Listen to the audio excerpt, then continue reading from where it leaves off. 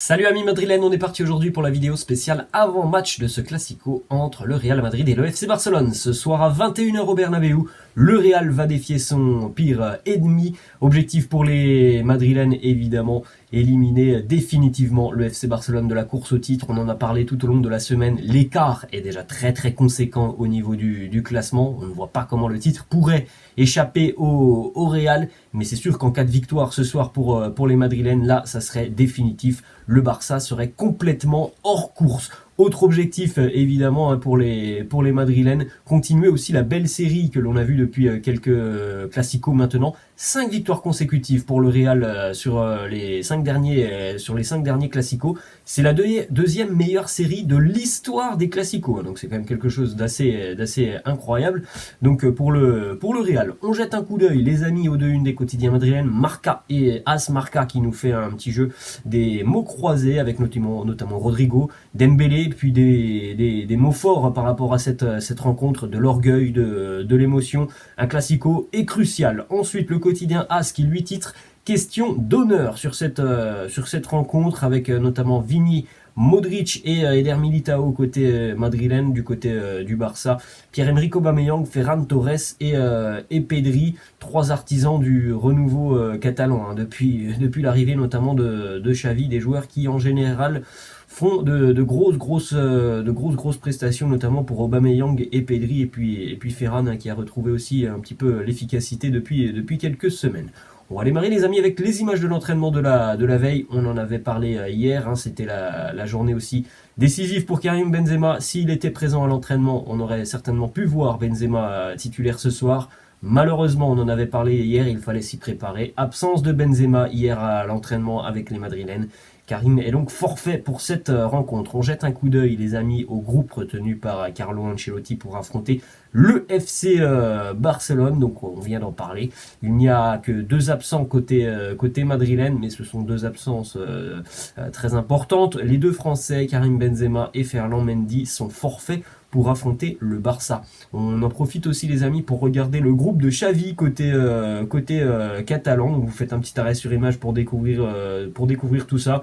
On en avait parlé tout au long de la semaine, donc mis à part Sergino Dest côté catalan, et puis Ansu Fati, mais voilà, Ansu Fati, on sait très bien qu'il est blessé depuis de nombreuses semaines. Eh bien, tout le monde est présent côté catalan. On regardera d'ailleurs les compos d'équipe dans quelques instants. On a d'ailleurs plusieurs déclarations maintenant en ce qui concerne l'absence et la blessure de Karim Benzema. Carlo Ancelotti, évidemment, hier en conférence de presse, il nous dit « Benzema ne sera pas là demain car nous n'allons prendre aucun risque. Je ne m'inquiète pas pour lui. Il a subi de petits problèmes cette saison, mais il est toujours revenu plus fort. Il va récupérer. Il sera prêt pour la partie de saison la plus importante, le sprint final du mois d'avril au mois de juin, avec le sprint final en championnat et le sprint final, on l'espère aussi, en Ligue des Champions. En ce qui concerne Karim, donc la blessure, c'est une rupture fibrillaire du solaire de la jambe gauche.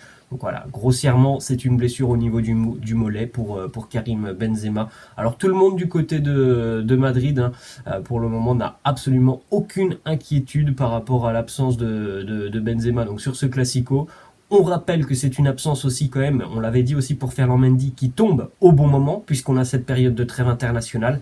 Les 2 joueurs, et Karim et Ferland Mendy, ne rejoindront pas l'équipe de France. Ils vont donc profiter d'une petite quinzaine de jours pour pouvoir se refaire une santé et pour revenir en forme le 2 avril en championnat. Ça sera face au Celta Vigo. Et puis 4 jours plus tard, ça sera donc la manche aller des quarts de finale de Ligue des Champions avec le déplacement du Real du côté de Chelsea. La déclaration et la réponse aussi de Carlo Ancelotti à la question « Est-ce que vous êtes inquiet des blessures de Benzema ?» Il nous dit « Je ne suis pas inquiet, c'est un joueur qui a 34 ans. Tout peut arriver, mais à chaque fois qu'il est revenu, il a toujours fait la différence. Il a eu quelques petits problèmes et durant ces 2 semaines, il va récupérer et revenir pour être très important, pour faire la différence dans la dernière ligne droite de la saison. » La réponse aussi de Carlo Ancelotti à cette question des journalistes. Est-ce que le Real peut gagner face au Barça sans Karim Benzema ?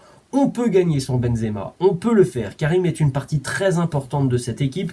Karim crée et termine très bien le travail de l'équipe. Sans Karim, nous devons faire le même travail et chercher d'autres options. Il en a parlé hier en conférence de presse. Carlo Ancelotti, il a annoncé que dans sa tête tout était prévu.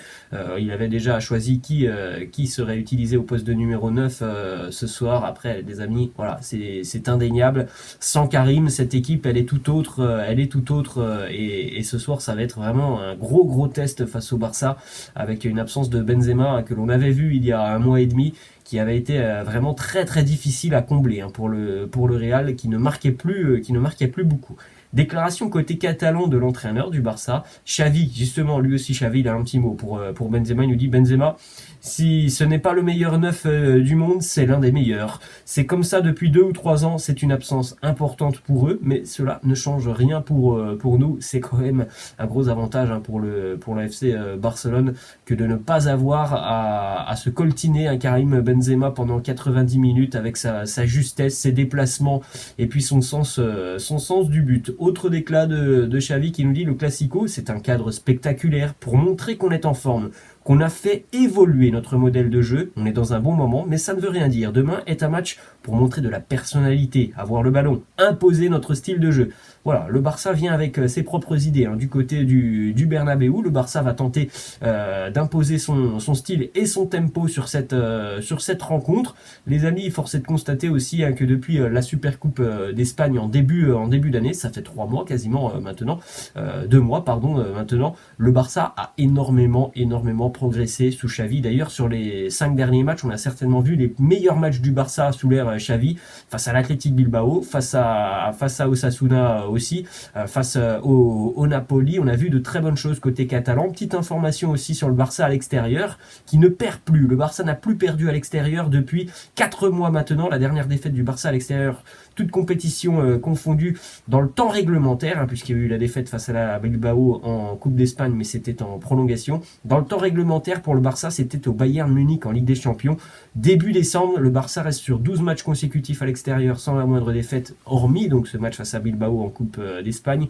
12 matchs consécutifs à l'extérieur sans la moindre défaite, 12 matchs où le Barça a inscrit au total 24 buts, donc une moyenne de buts de 2 buts inscrits par match, avec notamment des pilules passées depuis quelques semaines parfois à l'extérieur. Donc un Barça vraiment en pleine forme qui se déplace au Camp Nou ce soir. La déclat de Xavi justement sur les progrès catalans depuis la Supercoupe Inouï. Dans la Supercoupe et le Classico, nous étions très bons, mais maintenant nous sommes plus forts. Nous attaquons bien les espaces, nous comprenons mieux le jeu positionnel. Nous nous sommes améliorés, mais nous devons le montrer sur le terrain. Donc voilà, on a des déclarations de Xavi quand même qui arrivent très en confiance côté catalan. C'est bien normal, le Barça a fait de bonnes prestations. On a un Real Madrid aussi qui est très en confiance. On a un Real Madrid qui est diminué par l'absence de Benzema. Mais on a une équipe madrilène qui est évidemment capable d'embêter ce soir cette équipe du Barça. Autre déclat de Xavi qui nous dit: notre idée c'est de dominer le jeu avec le ballon et de mener les débats. L'idée et le modèle ne changeront pas. Les protagonistes peuvent changer, mais j'ai une idée très claire pour concourir au Bernabéu, un duel évidemment qui sera aussi très important au milieu de terrain. Je pense que le choix de Ancelotti, on va le voir dans quelques instants, ce sont les 3 milieux de terrain très expérimentés. C'est logique, je pense, pour ce genre de rencontre, en tout cas pour débuter cette rencontre. Là, l'expérience aussi, elle est très importante, côté madrilène sur ce genre d'affiche. Donc on aura les 3 milieux de terrain habituels, côté madrilène ce soir.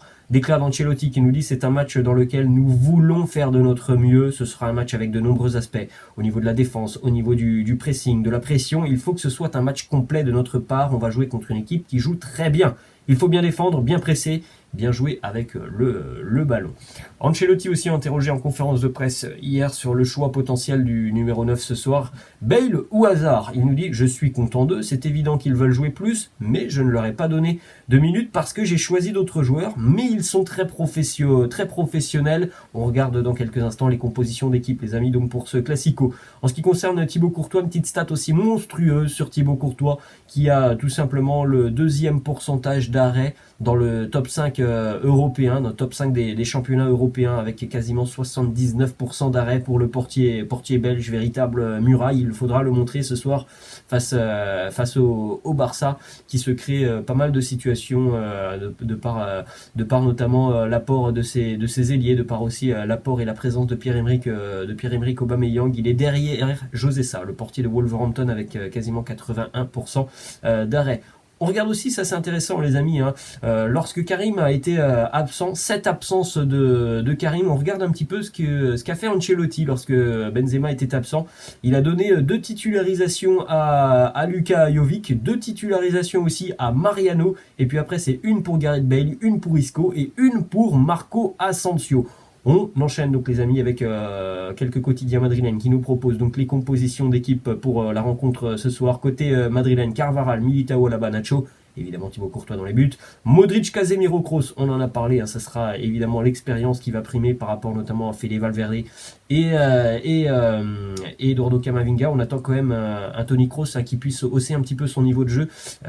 Depuis quelques semaines, on voit un Toni Kroos certainement un petit peu diminué et franchement qui n'est pas assez impactant sur le terrain. Donc ce soir, on attend un gros match de Toni Kroos. Et puis donc en attaque, Marco Asensio, Vinicius, et donc au poste de numéro 9, on aurait Mariano ou Luka Jovic. En ce qui concerne le quotidien As, là, le quotidien As qui nous fait totalement autre chose en ce qui concerne l'attaque. Vinicius à gauche, Marco Asensio au poste de numéro 9, et côté droit, Rodrigo. Vous pouvez jeter un coup d'œil évidemment les amis, hein, par rapport à la composition aussi d'équipe du FC Barcelone. Le quotidien Sport qui lui aussi nous sort cette composition d'équipe du quotidien As, avec Rodrigo côté droit, Vini à gauche et Marco Asensio au poste de numéro 9. Donc voilà, visiblement le choix de Carlo Ancelotti se portera sur Marco Asensio au poste de numéro 9. Voilà, bon, moi personnellement, j'aurais aimé voir un Gareth Bale présent. J'avais beaucoup aimé son match face à Villarreal. On verra évidemment la composition d'équipe probable. Je ne suis pas un grand fan de Marco Asensio au poste de numéro 9, et vous pouvez le constater, on en avait parlé aussi hier, hein, côté barcelonais. Bon, on n'a pas de surprise côté Barça, si ce n'est la confirmation, hein, ça devrait bel et bien être Ousmane Dembélé qui devrait débuter sur le côté de Nacho. On va donc terminer les amis avec une petite question de fin pour vous justement, sur l'absence de Karim Benzema. Quel est votre choix à vous au poste de numéro 9? Vous êtes plutôt Luka Jovic, Mariano, Eden Hazard, Gareth Bale, Marco Asensio, comme il sera peut-être utilisé par Carlo Ancelotti. Laissez-moi en commentaire ce que vous en pensez pour le poste de numéro 9. Moi personnellement, j'avais beaucoup apprécié l'apport de Gareth Bale sur le match face à Villarreal. Donc voilà, ça aurait été mon choix. Après, je ne suis pas entraîneur du Real Madrid. Voilà les amis, la fin de cette vidéo. J'espère que ça vous a plu. N'hésitez pas comme d'habitude à lâcher un petit pouce bleu. N'hésitez pas non plus à vous abonner à la chaîne. Et puis les amis, je vous rappelle, hein, qu'on se retrouve évidemment comme après chaque match du Real Madrid ce soir pour un débrief de ce classico, donc vraisemblablement aux alentours de 23h, 23h15. Les amis, je vous souhaite un très bon dimanche et puis je vous dis à ce soir. Ciao!